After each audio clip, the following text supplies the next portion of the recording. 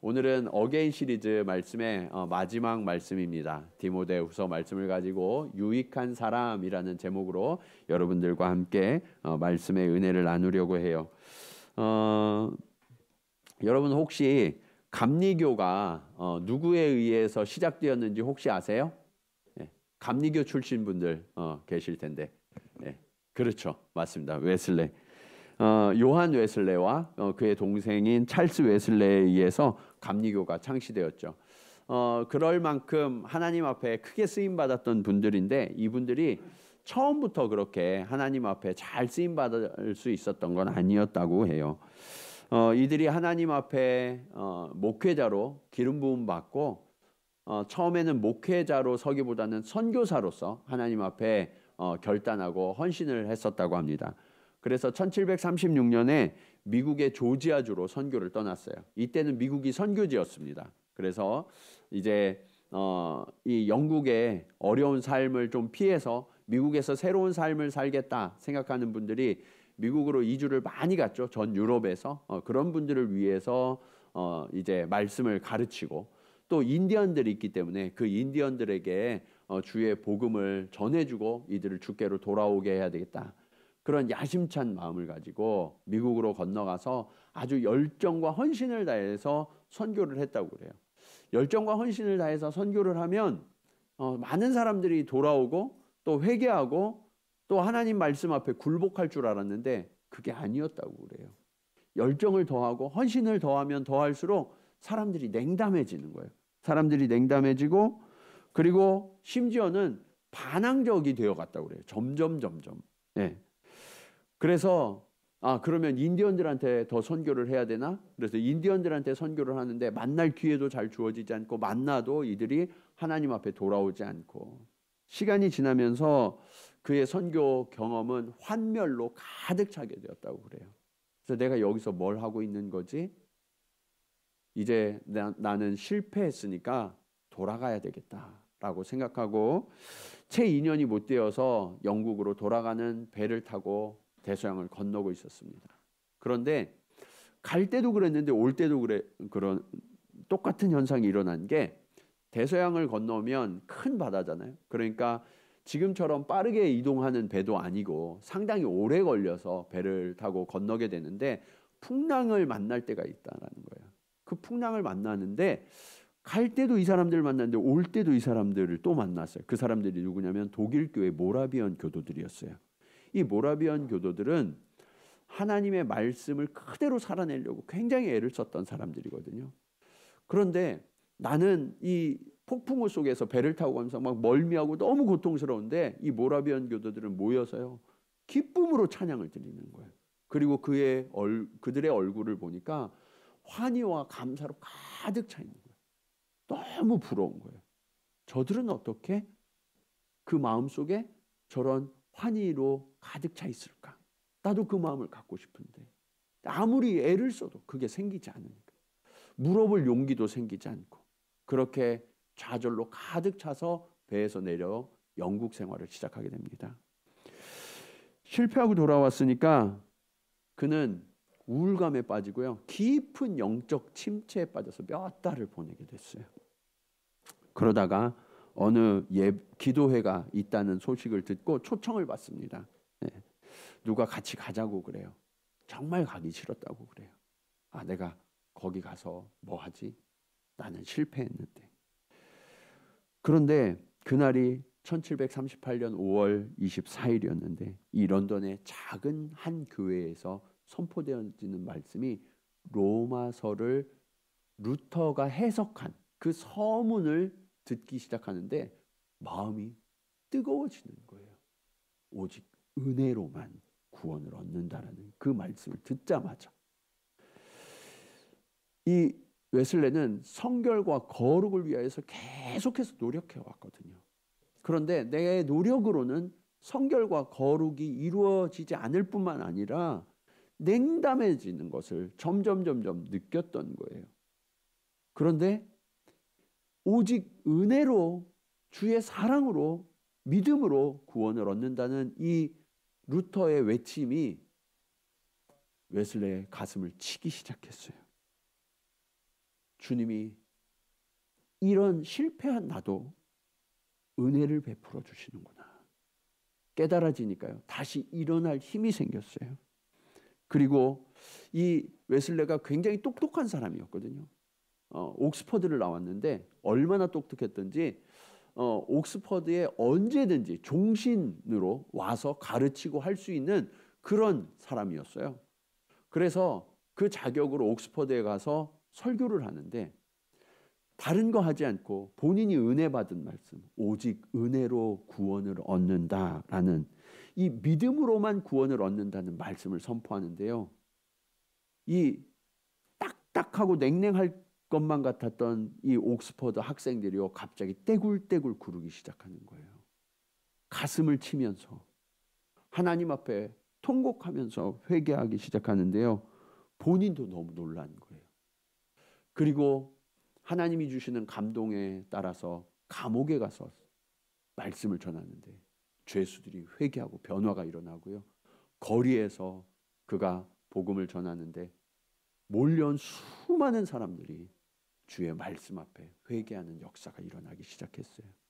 이것이 영국의 영적 대각성 운동이었어요. 그런데 오늘 본문에도 주님이 맡기신 사명에 철저하게 실패했던 한 사람이 등장해요. 그의 이름은 마가입니다. 그는 하나님이 맡겨주신 선교 사명, 그 선교 사명에 정말 힘과 열정을 다해서 출발했지만 철저하게 실패하고 도망쳐버리고 말았어요. 그러나 하나님께서 그를 위해 은혜를 베풀어 주셨을 때 그는 새롭게 되었고 우리가 함께 읽은 본문처럼 유익한 사람으로 변화되었다라고 말씀하고 있어요. 이 시대를 살아가는 저와 여러분도 그럴 때가 있어요. 우리가 하나님의 은혜 안에 거하기를 원하고 그리고 하나님이 맡겨주신 사명을 잘 감당하기를 원하는데 안 되는 거예요. 실패하고 넘어지기도 하고 그럴 때 우리는 낙담하고 좌절하죠. 마가와 같은 그런 경험들을 하는 거예요. 그러나 하나님은 웨슬레도 일으켜주셨고 마가도 일으켜주셨고 오늘 저와 여러분도 일으켜주시겠다고 약속하고 계세요. 오늘 우리는 어떻게 하면 하나님의 말씀을 붙들고 다시 일어날 수 있을지 오늘 말씀의 교훈을 함께 얻기를 원합니다. 자, 첫 번째로 우리가 인정해야 될 게 있어요. 그게 뭐냐? 우리도 실수하고 실패할 때가 있다는 거예요. 여러분 실수하고 실패하고 싶은 분 계세요? 그런 분은 한 분도 없으세요. 예, 누구나 성공하고 싶죠. 그러나 누구나 실수할 때가 있고요. 실패할 때가 있다는 거예요. 오늘 바울의 이야기를 한번 보면 오늘 이 디모데후서는 바울이 가장 마지막에 쓴 편지예요. 특별히 자신이 사랑하는 영적 아들인 디모데에게 정말 그가 남기고 싶은 그런 교훈을 남기기도 하고 개인적인 부탁을 남기기도 한 아주 진솔한 편지가 디모데후서예요. 사울은 공적으로 볼 때, 사역적으로 볼 때는 큰 성공을 거둔 사람이죠. 가는 곳마다 교회가 세워지고 수많은 영혼들이 주님께 돌아와 회개하는 역사가 나타났어요.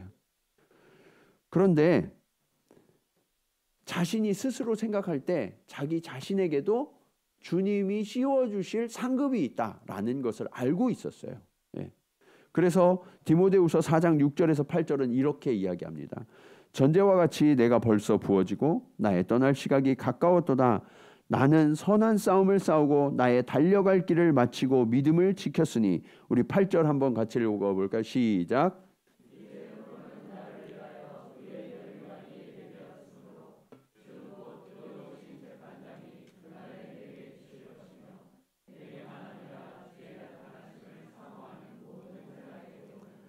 아멘. 바울이 뭐라고 고백해요? 이제 내가 떠날 시각이 가까웠는데 한번 돌이켜 보니까 나는 평생의 선한 싸움을 싸우고 달려갈 길을 잘 달려오면서 믿음을 지켰다는 거예요. 그 결과 하나님이 내 머리 위에 씌워주실 그 의의 면류관을 내가 확신한다라고 고백하고 있죠. 마지막 순간에 이런 고백을 할 수 있다면 이것이 얼마나 아름다운 일일까요? 자, 그런데 그랬던 바울이 뜻밖에도 개인적으로 고백하는 이 이야기를 들어보면 마지막 순간인데 그 순간까지도 바울의 마음 가운데 남아있던 아픔과 상처들이 있었다라는 것을 알 수 있어요. 우리는 바울쯤 되면 그런 개인적인 아픔, 상처 이런 정도는 쉽게 극복할 수 있을 거라고 생각하잖아요. 그렇죠? 네. 바울 정도 됐는데 그런 정도는 다 극복할 수 있지 않을까. 그런데요, 그게 아니었어요. 바울도 사람인지라 바울 역시도 사역을 하는 동안 여러 가지 아픔들이 그를 괴롭게 하고 있었다는 거예요. 가장 대표적인 상처가 뭐냐? 동역자들 중에 중간에 바울을 버리고 떠나간 사람들. 그들 때문에 마음이 너무 아팠던 거예요. 10절 상반절 말씀 볼까요? 대마는 이 세상을 사랑하여 나를 버리고 데살로니가로 갔고. 대마가 바울을 버리고 떠나갔다는 거예요. 이게 너무 큰 상처가 됐다는 거예요. 왜냐하면 대마는 원래부터 그런 사람이 아니라 바울이 굉장히 신뢰하던 신실한 동역자고 제자였기 때문에 그래요. 그래서 바울은 가는 곳마다 이 대마를 자랑했거든요. 골로새서 4장 14절 말씀 볼까요? 사랑을 받는 의사 누가와 또 누구가? 대마가 너희에게 문안하느니라. 네, 가장 대표적으로 그의 이름을 들어서 성도들에게 안부를 물을 정도로 대마는 바울이 의지하기도 했고 신뢰했던 그런 동역자였던 거죠. 그런데 그가 떠나갔으니까 얼마나 마음이 아팠을까요? 네. 사역을 하면서 힘든 일이 많죠.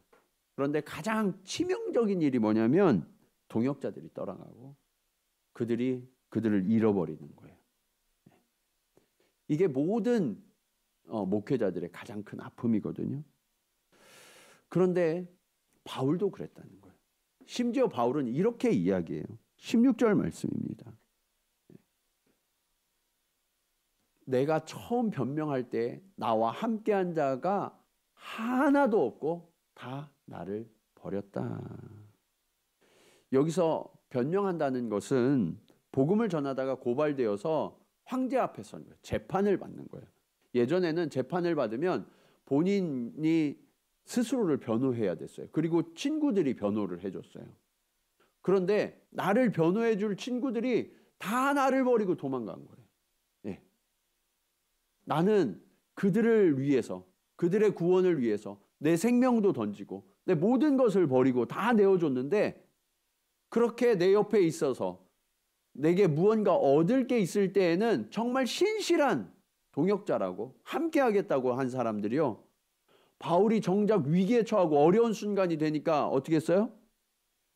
다 버리고 다 떠나갔다는 거예요. 하나도 남아있지 않더라. 이게 얼마나 큰 상처가 되었던지 바울이 성경에까지 이렇게 이야기를 하고 있는 거죠. 저도 이 구절을 처음 대할 때 바울같이 위대한 사도도 이런 일이 있었단 말이야. 그러면서 충격이었어요.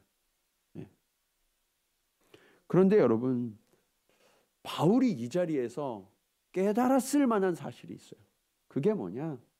사실은 예수님도 그러셨다는 거죠. 예수님이 체포되셔서 재판받으실 때 예수님 옆에 있던 사람이 누가 있어요? 아무도 없죠. 베드로가 호기롭게 내가 죽더라도 끝까지 예수님 따라가지 결코 배신하지 않을 겁니다. 그렇게 말했지만 어떻게 됐어요? 예수님을 부인했을 뿐만 아니라 저주했다라고 말씀하고 있어요. 예수님은 그렇게 홀로 서서 재판을 받으셨고 뺨을 맞으셨어요.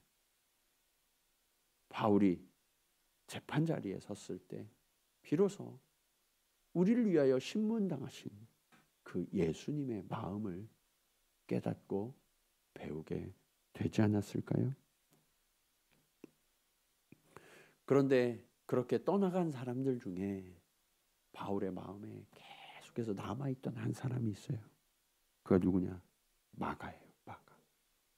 마가는 바울이 처음 주님 앞에 부름받고 선교사로서 정말 큰 기대와 열정을 가지고 출발할 때 바울을 좌절시켰던 사람이거든요. 마가는 선교를 떠나서 얼마 안 됐을 때 구브로에서 이제 성공적인 선교를 이루고 그 다음에 밤빌리아로 건너갔는데 무슨 이유에서인지 예루살렘으로 그냥 돌아와 버렸어요. 선교팀을 이탈해서. 이게 바울과 선교팀에 큰 상처가 됐을 거예요. 이게 얼마나 상처가 됐든지 더 심각한 일로 확대되어지는데 사도행전 15장 36절에서 39절 상반절 말씀 보시면 며칠 후에 바울이 바나바더로 말하되 우리가 우리 말씀을 전한 각성으로 다시 가서 형제들이 어떠한가 방문하고자 하고 이게 2차 전도를 가자라고 이야기한 거예요. 그러니까 37절에 이렇게 이야기해요. 바나바는 마가라 하는 요한도 데리고 가고자 하나 38절에 바울은 밤빌리아에서 자기들을 떠나 함께 일하러 가지 아니한 자를 데리고 가는 것이 옳지 않다 하여 서로 심히 다투어 피차 갈라서니. 여러분, 바나바와 바울이 누구예요?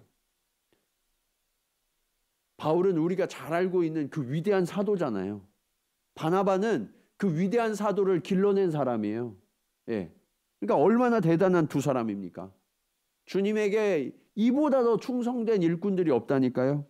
그런데 이들이 심히 다퉜대요. 왜요? 누구 때문에 다툰 거예요? 마가 때문에. 마가를 2차 선교 때 데리고 가도 되냐 안 되냐를 가지고서 두 사람이 심히 다툰 거예요. 그리고 이게 해결이 안 됐어요. 결국 어떻게 됐어요? 최초의 선교팀이 깨지고 말았던 거예요. 이게 얼마나 안타까운 일입니까? 사실 바나바가 어떤 사람이냐면 이 바나바가 없었으면 바울은 없어요. 바나바가 있었기 때문에 바울이 제자들을 그렇게 핍박하고 그들을 잡아다가 옥에 가두고 죽이기도 하고 그런 사람으로 유명했기 때문에 제자들이 다 회피했거든요. 같이 할 수 없다고. 그럴 때 바나바가 보증인이 되어준 거예요. 예. 바울은 주님께 진정으로 돌아왔다고.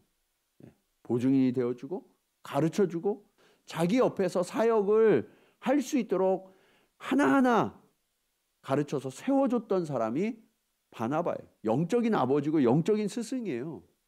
그런데 그런 영적인 아버지, 영적인 스승이 이야기해도 도저히 받아들일 수 없을 정도로 바울의 마음을 닫게 만들었던 사람. 그 사람이 바로 마가였던 거죠. 예. 이렇게 마가는 모든 게 끝나는 것 같았어요. 완전히 실패자로 낙인 찍혀서 그대로 끝나버릴 만한 위기를 만난 마가. 그러나 주님은 그를 그냥 두지 않으셨어요. 그를 다시 회복시키셔서 유익한 사람이 되게 하셨어요. 그렇다면 그는 어떻게 유익한 사람이 되었을까요? 오늘 말씀의 마지막 교훈입니다. 주의 은혜의 길을 따라가셔야 돼요. 네. 은혜의 길이라는 것을 잘 기억하세요. 성경은 마가가 선교 대열에서 이탈한 장면을 매우 짧게 남기고 있어요. 사도행전 13장 13절 말씀입니다. 우리 같이 한번 읽어볼까요? 시작.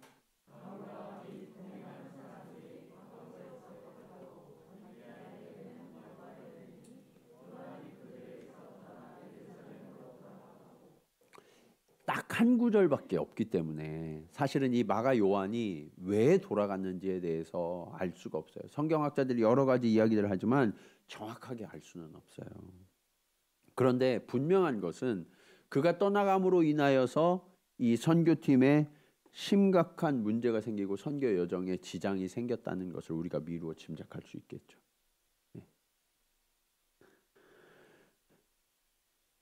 결국 어떻게 됐어요? 우리가 살펴본 것처럼 이 일로 인해서 위대한 선교의 동역자였던 바나바와 바울이 심각하게 다투고 선교팀이 쪼개지는 일까지 벌어졌다는 거예요. 이대로 두면 마가는 끝이죠. 네. 마가는 완전히 지워지고 잊혀질 만한 그런 실수와 잘못을 하고 그냥 그렇게 끝나는 거예요. 네. 그런데 너무나 감사한 것은 주님이 그를 그냥 버려두지 않으셨다는 거예요. 저와 여러분도 하나님 앞에 씻을 수 없는 그런 죄와 실수들을 할 수가 있어요. 사람들 앞에 그런 잘못을 할 수가 있어요. 그러나 여러분 기억하세요. 마가를 기억하신 그 하나님은 저와 여러분을 지금도 기억하시고 저와 여러분을 위해서 일하고 계심을 믿으시기 바랍니다. 그 마가를 주님이 붙드시고자 예비하신 사람들이 있었어요. 우선은 바나바예요. 그가 바울에게 낙인 찍혀서 버려지는 그 순간에 그렇게 실패와 좌절로 완전히 휩쓸려서 떠내려갈 뻔한 그를 꼭 붙들고 그를 다시 일으켰던 사람, 그 사람이 바로 바나바였어요. 예. 사도행전 15장 19절 하반절은 이렇게 말씀하고 있습니다. 바나바는 마가를 데리고 배 타고 구브로로 가고. 예. 사실 이 마가는 바나바의 조카이기도 했어요. 예. 그러니까 아마 좀 더 책임감이 있었을지 모르겠어요. 그러나 그런 인간적인 관계를 떠나가서 이 바나바는 영적 스승으로서 인도자로서 이 조카가 정말 포기의 거센 물결에 그냥 휩쓸려서 떠내려가는 그 모습을 볼 수가 없었던 거예요. 네. 여러분 지금 튀르키예 지진 때 많은 사람들을 울렸던 사진이 있죠. 딸이 그 무너진 집에서 그대로 죽어 있는데 그 손을 붙들고 울던 아버지. 그 마음이 바나바의 마음이었던 거예요. 이 떠내려가는 이대로 그냥 두면 실패자가 되어버릴 이 마가를 놓을 수가 없었던 거죠. 그래서 바울과 헤어지더라도 그는 끝까지 이 마가의 손을 붙들고 또 다른 선교의 여정을 이끌어갔던 거예요. 그곳에서 이 바나바는 마가를 다시 회복시킵니다. 사실 바나바는 이전에 바울이 사람들에게서 배척당할 때도요, 바울을 찾아가서 그를 데려다가 그를 회복시키고 가르쳐서 목회자로 선교사로 일어서게 한 사람이 바나바거든요. 그래서 이 바나바는 이런 일에 하나님 앞에 정말 부르심을 받았던 사람인 것 같아요. 이제는 그의 손을 마가의 손을 붙드는 데 사용해요. 그리고 그를 데리고 다니면서 제자로 또 선교사로 충성스러운 그리스도의 일꾼으로 다시 일으켜 세웁니다. 그런 바나바에 이어서 이 마가를 신실한 제자로 일으켜 회복시킨 사람이 또 있어요. 하나님 예비하신 사람. 그게 누구냐? 베드로전서 5장 13절에 그 주인공이 있어요. 택하심을 함께 받은 바벨론에 있는 교회가 너희에게 문안하고 내 아들 누구도 마가도 그리하느니라. 이 마가를 내 아들이라고 불렀던 사람, 그 사람이 누굴까요? 베드로예요. 베드로. 네. 바울이 디모데를 아들이라 불렀던 것처럼 베드로는 이 마가를 내 아들이라고 부르면서 가는 곳마다 데리고 다녔고요. 그곳에서 주의 말씀으로 가르치고 예수님의 은혜를, 사랑을 배우도록 했어요. 그렇게 자라나게 한 거죠. 베드로가 이것을 잘할 수 있었던 이유가 있어요. 그게 뭐냐면 자신도 마가처럼 포기하고 도망쳤을 때가 있잖아요. 심지어 그는 예수님을 배반하고 저주하기까지 했던 전력이 있었던 사람이에요. 그런 자신의 모습을 마가에게서 본 거죠. 그 수치와 부끄러움으로 몸서리치고 있는 이 마가를 보면서 연민이 생겼던 것 같아요. 이를 내 아들처럼 내가 받아서 이를 다시 일으켜야 되겠다. 주님이 나를 사랑으로 회복시켜 주신 것처럼 나도 이 마가를 주의 사랑으로 회복시켜야 되겠다 하는 마음이 베드로에게 들어왔던 것 같아요.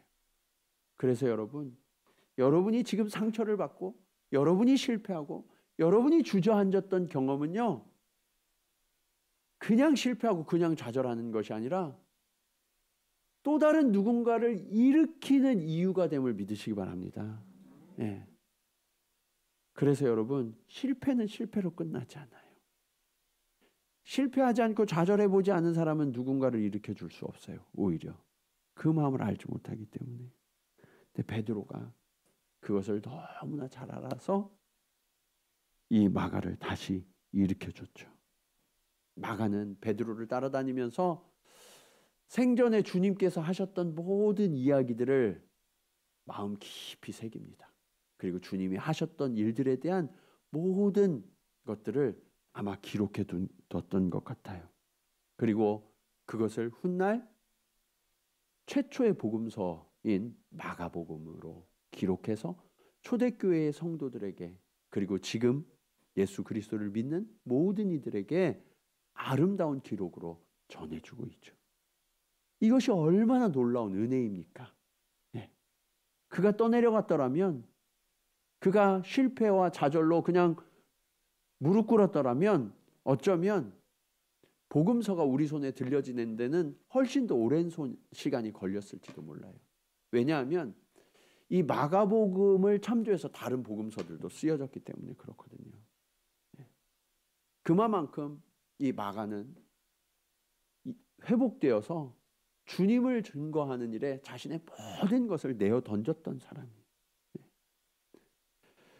그리고 그렇게 회복된 마가는 이제 바울과의 관계도 완전히 회복되어져요.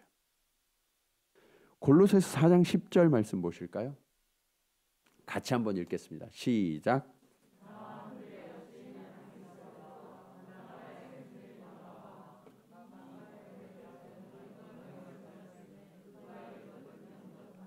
무슨 얘기냐면 이 바울이 이제 마가를 골로새 교회의 목회자로 추천하고 있는 거예요.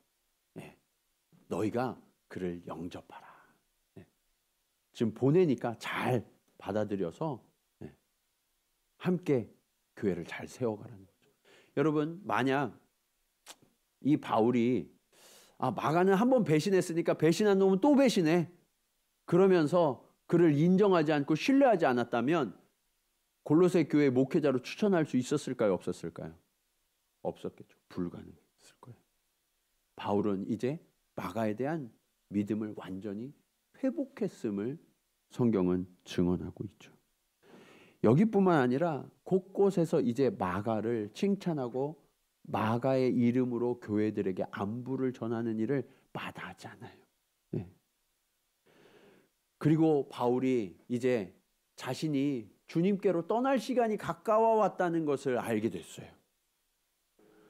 그러면서 사랑하는 아들 디모데에게 속히 오라고 부탁하거든요. 여러분들도 부모님 임종 지키셨잖아요. 그렇죠? 네. 못 지키신 분들도 계실 수 있는데 지키려고 애를 쓰셨을 거예요. 사실 저도 못 지켰거든요. 네. 이게 얼마나 안타까운지 몰라요. 그런데 그런 그 마지막 만남을 놓치지 않으려고 하는 것이 사람들의 마음이죠.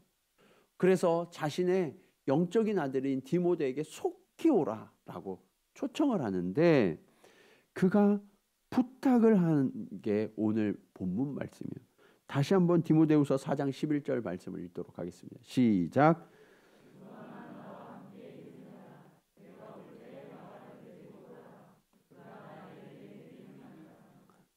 여러분, 이제 이 마가는요, 바울에게 어떤 사람이 됐어요? 유익한 사람이 됐어요. 유익한 사람. 주의 일에, 복음의 일에 유익한 사람으로, 아주 충성스러운 일꾼으로 변해 있어서 마지막에 디모데만 보고 싶은 게 아니라 마가도 꼭 보고 싶다는 거예요. 이게 뭐예요? 마가도 이제 나의 영적인 아들과 같은 존재가 되었다는 확증이죠. 네. 여러분, 이전에는 도저히 신뢰할 수 없고 아무리 바나바가 부탁해도 신뢰할 수 없었던 마가였지만, 이제 주님의 은혜로 회복된 마가는요, 그가 눈을 감는 마지막 순간에 꼭 자신이 마음에 담고 경험했던 모든 것들을 전수해주고 싶은 그런 영적인 아들로, 유익한 존재로 자라났음을 성경은 말씀하고 있어요. 사랑하는 여러분, 우리도 살아가면서 마가와 같이 순간의 선택이나 어떤 행동이 다른 사람들에게 씻을 수 없는 상처를 주고요, 아픔이 되기도 하고, 그것이 또 나에게 너무나 큰 수치가 되어서 내가 어찌할 바를 모르게 되는 경우들이 있어요. 뿐만 아니라 이것이 내가 속한 공동체에 지장을 줄 정도의 큰 잘못을 하는 경우들도 있죠. 그럴 때 우리는 어떻게 되나요? 우리는 위축되어져요. 수치감에 휩싸이고요, 불안과 우울감에 휩싸여요. 온갖 부정적인 생각들이 나를 짓눌러서 다시 나는 일어설 수 없겠구나, 이것으로 끝이구나, 나는 여기서 그냥 끝났어 라고 생각할 만한 그런 때가 우리에게 있을 수 있다는 거예요. 특별히 그런 실패와 좌절이 주의 일과 관련되어서 일어나게 되면 우리는 더 큰 죄책감에 휩싸이는 것이 크리스찬들의 모습이죠. 그러다 보니까 지금 믿는다고 하지만 여러 가지 상실감과 상처와 죄책감을 안고 씨름하는 그리스도인들이 너무나 많이 있어요. 오늘 주님은 마가를 통하여서 그런 저와 여러분도 주님의 은혜로 새롭게 될 수 있다고 말씀하세요. 우리는 도저히 다시 일어날 수 없을 것 같아도 주님은 우리를 붙들어 다시 일으켜 세우시겠다고 약속하세요. 최근 세계 기독교계에 가장 큰 뉴스가 하나 있습니다. 그게 뭐냐면 미국 에즈버리 대학교의 부흥의 소식이에요. 사진을 한번 보시면 3주 전에 수요일 날 늘 진행해 오던 채플 시간이었어요. 채플린 목사님께서 자신의 지식이나 노력이 아니라 주의 사랑을 배우기까지 떠나지 말고 기도하자라는 초청을 했어요. 이런 초청은 목사님들이 늘 하시는 이야기죠. 그런 말씀을 듣고 내려가셨어요. 찬양이 시작되었고, 그리고 찬양팀이 간단하게 찬송을 하고 이 채플 예배는 끝나는 것 같았어요. 여기가 신학대도 아니고 일반 대학이거든요. 그런데 기독교 대학이니까 채플 예배가 있었어요. 그런데 그렇게 평소와 같이 아무런 변화가 없을 것 같았던 그런 마지막 순간에 목사님의 초청을 진지하게 받아들인 20-30명의 학생들이 있었다고 그래요. 그 20-30명의 학생들이 채플을 떠나지 않고 기도하기 시작했어요. 기도하는데 이들이 그곳을 떠날 수 없는 거예요. 성령이 역사하시기 시작해서 그곳에서 함께 기도하는데요, 갑자기 학생들이 몰려오기 시작해요. 수업을 들으러 갔던 학생들이요, 하나님의 영에 사로잡혀서 다시 채플로 몰려오기 시작하는 거예요. 그것이 바로 이 장면이에요. 2월 8일 날 수요일 날 시작됐던 이 예배가 지금까지도 한시도 멈추지 않고 계속 드려지고 있어요. 이렇게 예배가 계속 드려지니까 학교는 아예 공식적으로 수업의 중단을 선포하고 교수들과 모든 학생들이 모여서 하나님 앞에 예배드려요. 밤이고 낮이고 계속해서 예배를 드리는데 이 부흥의 소식이 주변에까지 퍼지기 시작하는 거예요. 그래서 미국 각지에 있는 크리스찬들이 몰려와서 하나님 앞에 뜨겁게 예배드리는 장면이 바로 이 장면이에요. 지금 이 순간까지 멈추지 않고 있어요. 하나님께서 오늘 이러한 부흥을 왜 허락하셨는지는 몰라요. 그러나 이 부흥을 사모하는 자들에게 하나님은 주의 영을 부어주셨고요. 지금 미국 각지에 있는 중학교, 고등학교에서도 하나님을 예배하는 일들이 지금 막 곳곳에서 일어나고 있다고 그래요. 하나님은 지금도 살아계십니다. 하나님은 지금도 회복시키시는 은혜의 하나님이십니다. 오늘 저와 여러분에게도 하나님은 동일하게 회복을 명령하고 계세요. 웨슬리처럼 우리는 실패자로 끝날 뻔한 그런 인물이에요. 오늘 마가처럼 우리는 하나님의 부르심을 받았지만 그 부르심에 온전히 순종하지 못하고 낙심하고 실패할 수 있는 그런 존재들이에요. 그러나 하나님은 오늘 주의 영을 부으셔서 우리를 새롭게 하시길 원하십니다. 수백 년 전 영국에서 부흥의 바람을 일으키셨던 그 성령님은 오늘 이 시간 미국에서 부흥의 바람을 불게 하시고 수많은 사람들을 주님 앞에 무릎 꿇고 회개하게 하고 있어요. 저는 이 일이 오늘 우리에게도 동일하게 일어날 것을 믿습니다. 우리가 주님 앞에 전심으로 회개하고 돌이킨다면 주님은 주의 영을 부어주셔서 오늘 저와 여러분도 만나 주실 거예요. 여러분 혹시 여러분의 마음 가운데 깊은 곳에 해결되지 않는 문제를 아직까지 갖고 계신 분이 계세요? 내 마음 가운데 정말 하나님 앞에 가슴을 치면서 울고 싶은 그런 문제가 남아 있으세요? 그 주님의 이름을 부르시면서 여러분의 마음을 활짝 여시기 바랍니다.